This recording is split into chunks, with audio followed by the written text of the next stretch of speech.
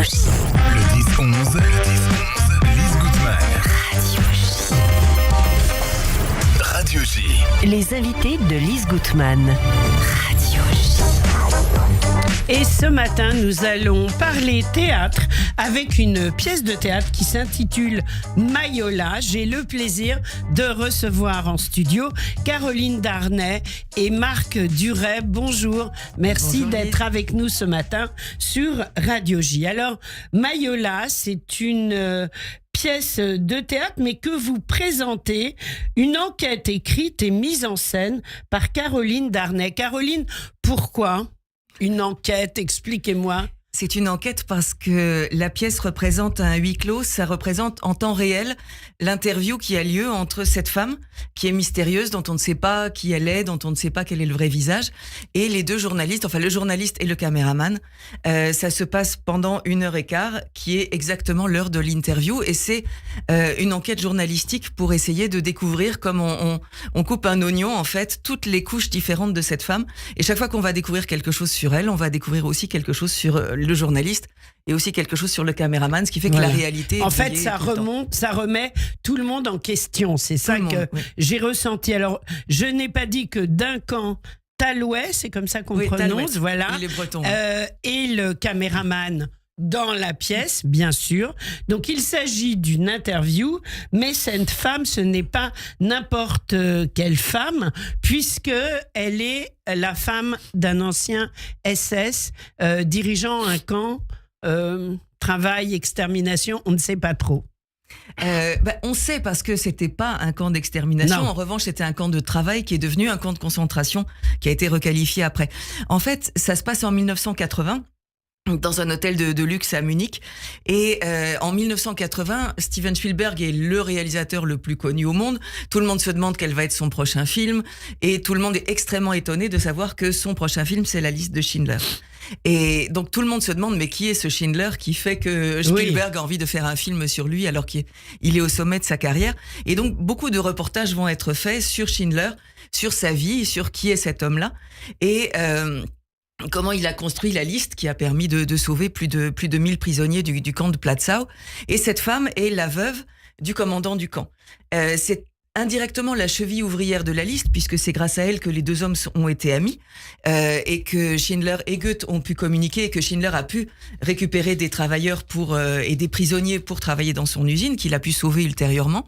Elle a aimé passionnément cet homme, et en même temps, au sein même du foyer d'un des pires nazis du régime, elle a aidé des gens, elle a sauvé la vie de plusieurs prisonniers en les faisant inscrire sur la liste à l'insu de son mari.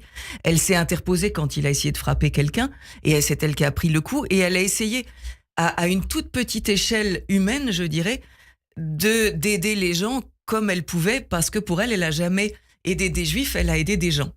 Et ça a été vraiment c'est le paradoxe de cette femme qui d'un côté est dans le déni par rapport à son mari qu'elle a toujours vu comme quelqu'un qui est mort après la guerre, qui a été pendu juste après pendant les procès de Cracovie. Oui. Et pour elle, elle a toujours refusé de voir la réalité de l'horreur. Elle a jamais mis les pieds dans le camp, contrairement à ce qu'on voit dans le film de Spielberg. Elle a jamais été du tout dans le camp, donc elle a jamais été vraiment directement témoin des atrocités qu'il a commises. Et quand elle était avec lui, il a toujours fait de son mieux pour cacher au maximum sa vraie nature. Et elle-même, en revanche, elle a collaboré avec Schindler. Elle a vraiment essayé de faire ce qu'elle pouvait à sa petite échelle.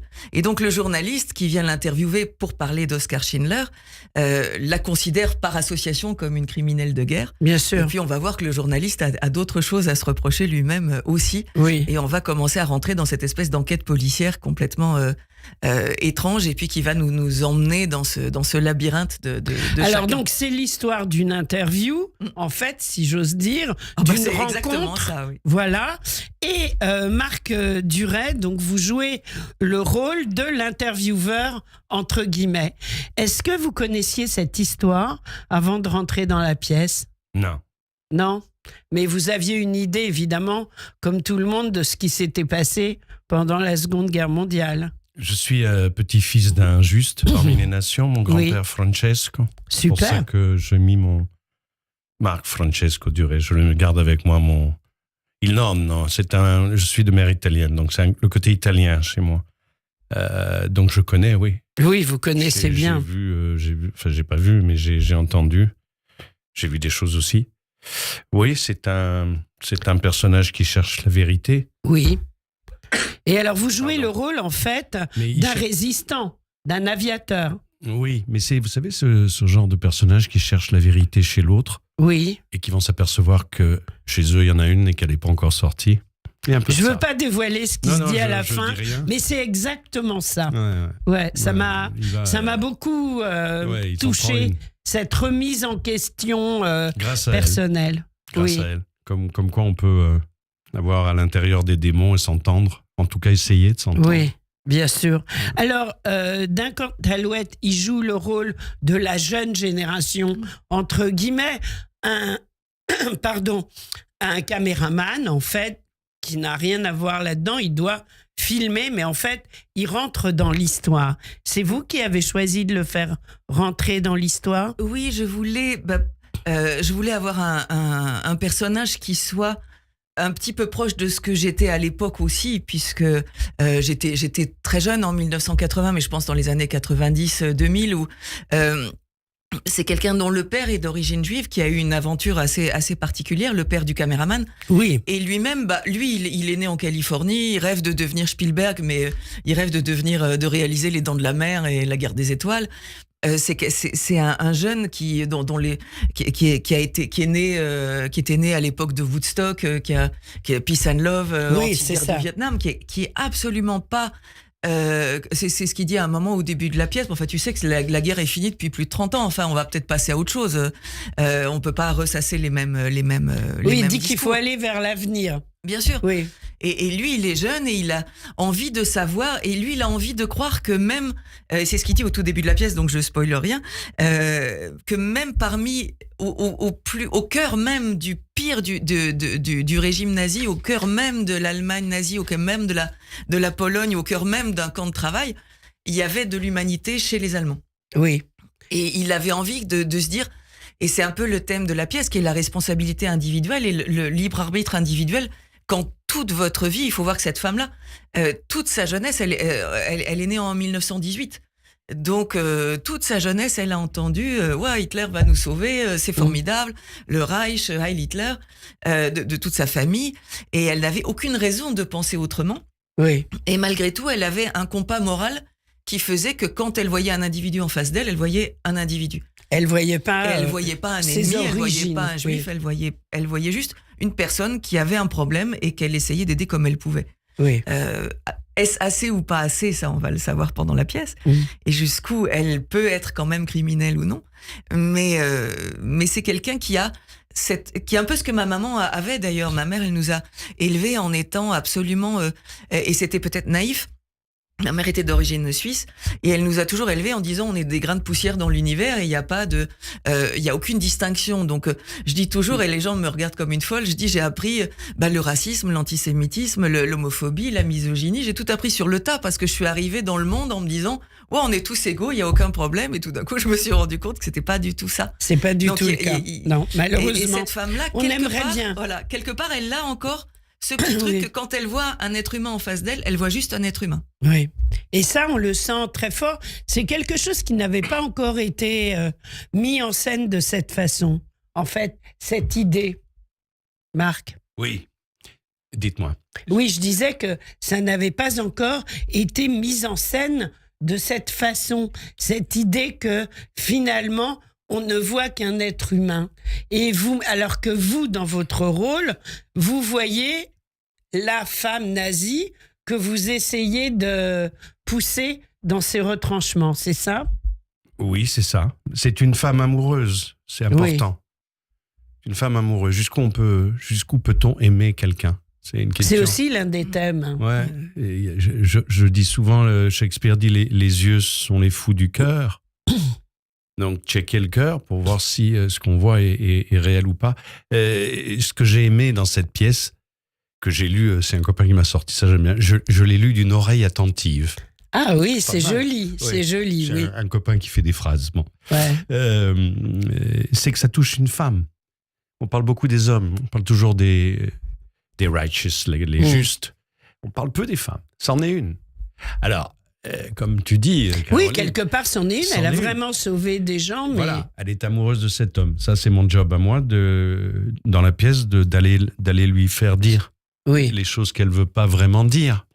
Mais lui, de son côté aussi, elle est bien écrite parce qu'on en prend chacun un peu. Oui, pour son Son- grade. Voilà. Alors, Mayola, ça s'écrit avec un J, je le dis pour nos auditeurs, et ça se joue au théâtre Essaillon depuis le 25 septembre et jusqu'au 27 février, tous les mercredis et jeudis à 21h. Donc, on a encore le temps largement d'aller voir cette pièce. Qu'est-ce qu'on vous en a déjà dit de cette pièce ? Oh, ce qui est drôle, c'est que souvent, comme elle a quand même des grandes parts sombres, et le personnage du journaliste aussi, souvent quand on a des couples qui viennent, ils sortent et on les entend se disputer à la sortie, dire non, mais c'était quand même une garce cette femme. Et puis et on dit non, mais elle avait des raisons. Non, puis le journaliste, puis le caméraman. Non, mais moi je pense que et ça, la discussion continue. Et il y a aussi des gens qui, comme c'est construit comme un thriller, et donc il y a vraiment des rebondissements, Oui. et on est tout le temps en train de se demander. À chaque fois, on pense qu'on connaît la vérité et on apprend une nouvelle chose qui fait qu'on doute de la vérité et on sait plus où on en est. Puis après, voilà, maintenant on sait, puis on sait toujours pas.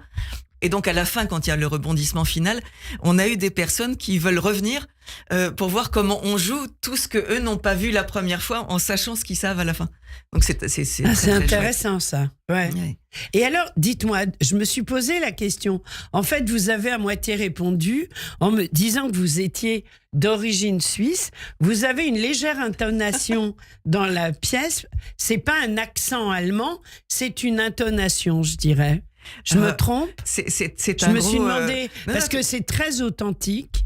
En fait, je suis ma mère est suisse, donc je suis franco-suisse, et je suis née en Allemagne. Donc l'allemand était D'accord. ma langue maternelle. Mais quand je suis J'ai arrivée compris. en France, les enfants se moquaient de mon accent. Alors j'ai dit à ma mère, je veux qu'on arrête de parler allemand à la maison, je veux parler français, j'en ai marre qu'à l'école, tout le monde se moque de moi parce qu'il y a des lettres qu'on prononce différemment. Donc j'ai arrêté de parler allemand. Mais j'ai toujours gardé ce petit accent. Et quand j'ai commencé à faire du théâtre, j'ai fait tout ce que j'ai pu pour avoir vraiment la prononciation à la française, le mieux, avec les consonnes très marquées. Et j'avais réussi à le gommer quasiment totalement. Et depuis que je travaille cette pièce, il revient, et maintenant je me retrouve le matin à aller à la boulangerie en disant bonjour, je voudrais une baguette, madame, s'il vous plaît. Et je me dis mais mon Dieu, toutes ces années d'études de Victor Hugo, de Molière, de Racine pour demander une baguette de pain, s'il vous plaît, madame. Oui. Et donc voilà, il faut que je gère quand je l'ai. Et vous quand je parlez l'ai pas. toujours l'allemand, en fait. Je parle toujours. Ça dépend. Comme je suis en France. Non, mais j'ai quand pas vous êtes l'occasion. en Allemagne. Quand je rentre en Suisse, oui. En Suisse, pardon. Vous Mais êtes en en Suisse. Suisse, on parle Schweizerdeutsch. Oui, je sais. Oui, je connais. Italien aussi, là. Il y a Italien des aussi, bien parties, sûr. Et Et italien. français et roman. Oui. La Suisse, c'est vraiment une plaque tournante Ouais. en Europe, on peut le dire. Eh bien, écoutez, moi, je vous souhaite tout le succès que cette pièce mérite. Ma dernière question, très rapidement. Qu'est-ce que vous aimeriez qu'on vous dise et qu'on ne vous en a pas encore dit ? Sur la pièce. Oui, sur votre rôle, sur Oh. la pièce. Revenez. D'accord. Parfait. Et vous ? J'aime bien le fait que personne n'est vraiment certain au final de qui était cette femme, et que malgré toutes les certitudes qu'on pense avoir, on est encore capable de changer d'avis. Donc j'aimerais qu'on dise oui, j'ai envie de la revoir pour me faire une autre opinion et essayer de préciser les choses, parce que même maintenant, et on la côtoie depuis un an maintenant, depuis qu'on l'a créée, on se pose encore des questions et on est encore en train de découvrir des choses.